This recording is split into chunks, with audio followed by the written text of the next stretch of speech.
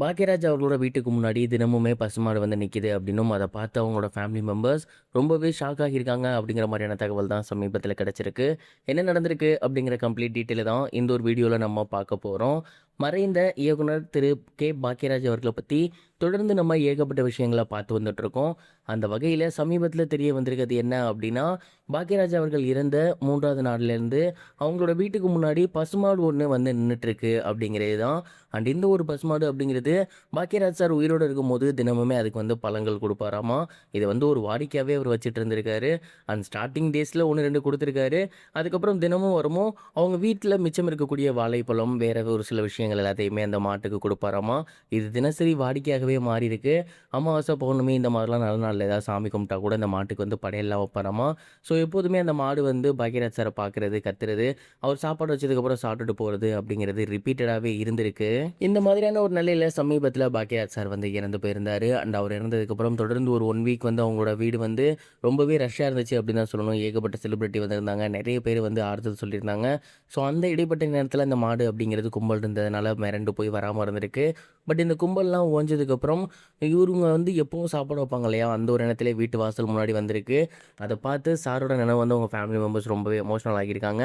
இருந்தாலுமே பூர்ணிமா பாக்யராஜோ, சாந்தனுவோ போய் சாப்பாடு வச்சா அந்த மாடு வந்து சாப்பிடலையாமா. வாழைப்பழம் குடுத்தா கூட சாப்பிடலையாமா. அங்கனே வந்து கத்திட்டு அப்படியே போயிருச்சாமா. தொடர்ந்து கிட்டத்தட்ட 3 நாட்களாகவே இந்த ஒரு விஷயம் நடந்துட்டு இருக்கு. இதனால அந்த ஒரு மாடு முதல்ல சாப்பாடு வச்சா பாக்யராஜ் சார் தான் எதிர்பார்த்துக்கிட்டு இருக்கு. அவரு தான் காத்துக்கிட்டு இருக்கு. அவர பார்க்க தான் கத்திக்கிட்டு இருக்கு அப்படிங்கிற மாரி அங்க இருக்கவங்க எல்லாமே சொல்லியிருக்காங்க. அண்ட் இத பார்த்து எல்லாருக்குமே ரொம்பவே எமோஷனல் ஆகியிருக்கு. பாக்யராஜ் சார் மனிதர்கள் மட்டும் இல்ல, விலங்குகளுக்குமே ரொம்பவே பிடித்தமான ஒருத்தரா இருந்திருக்காரு அப்படிங்கிறதுல எந்த ஒரு சந்தேகம் இல்லன்னு தான் நான் நினைக்கிறேன். நீங்க எத பத்தி நினைக்கிறீங்க? மறக்காம கமெண்ட் பாக்ஸ்ல ஷேர் பண்ணுங்க. இது ஒரு புறம் இருக்க, நடிகர் தனுஷ் கூடிய சீக்கிரமே கட்சி ஆரம்பிக்க போறாரா? அப்படிங்கிற ஒரு கேள்வி தான் இப்போ சோசியல் மீடியால ரொம்பவே ட்ரெண்டிங்கா போய்க்கிட்டு இருக்கு. ரீசெண்டா தனுஷ் அவர்களோட கொடி அப்படின்னு ஒரு புதிய கொடி ஒண்ணு சோசியல் மீடியால பரவி வந்துட்டு இருக்கு. அதுல "எண்ணம் போல் வாழ்க்கை, எண்ணம் போல தான் வாழ்க்கை" அப்படிங்கிற ஒரு டேக்லைனும், ரெட் கலர்ல நடுவுல ஸ்டார் இருக்க மாதிரியுமான ஒரு கொடி தான் அது. அண்ட் இத பார்த்ததுக்கப்புறம் நெறைய நடிகர்கள் இப்ப அரசியல் வர ட்ரை பண்ணிட்டு இருக்காங்க. ஒருவேளை தனுஷும் கூடிய சீக்கிரமே அரசியல் வரப் போறாரா? கட்சிய அனௌன்ஸ் பண்ண போறாரா? அப்படிங்கிற மாதிரியான டாக்ஸ்லாம் போய்க்கிட்டு இருந்துச்சு. பட் இது குறித்து தனுஷ் அவர்கள் அவங்களோட க்ளோஸ் சர்க்கிள்ட்ட என்ன சொல்லியிருக்காரு அப்படின்னா, "என்னோட ரசிகர்களை என்னைக்குமே என்னோட சுயநலத்துக்காக நான் பயன்படுத்த மாட்டேன். அண்ட் யாரோ ஒரு ஃபேன் தான் அத வந்து மேட் பண்ணி போஸ்ட் பண்ணியிருக்காங்க. அது நம்மளோட கட்சி கொடி கிடையாது. அண்ட் எப்போதுமே நான் உங்களுக்கு கடமைப்பட்டிருக்கேன். உங்களுக்கு நல்லது பண்ணுவேன். அரசியல் வந்து தான் பண்ணணுங்கிறது கிடையாது.